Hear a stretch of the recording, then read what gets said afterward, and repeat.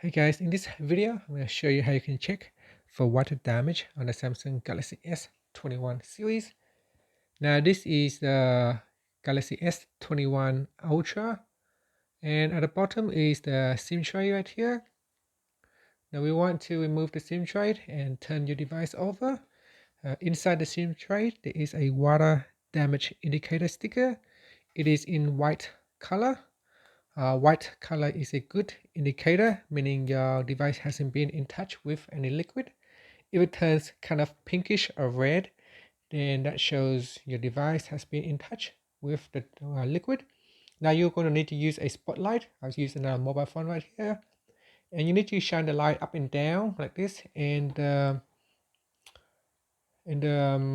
basically the water damage will be underneath right here. So if you turn your phone upside down and if you look down, there is a white sticker.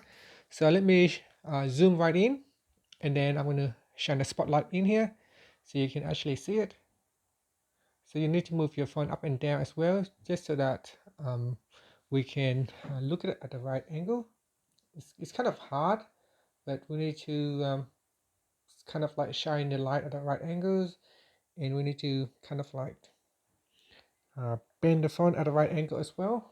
So if we kind of like bend it at the right angles with the lighting, we can actually see it.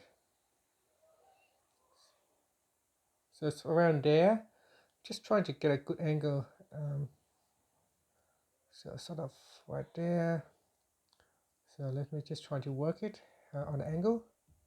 Okay, I think I got the right angle right here. So you can see that white stickers right there. That is the water damage indicator. So if that white stickers turn kind of like pinkish or red means it's very severe. And if it's pinkish, it could be just like moisture right there. So just move your torch up and down. As you can see, if I move my spotlight up and down, I can sort of like see where it is, and it's right there, and that's it.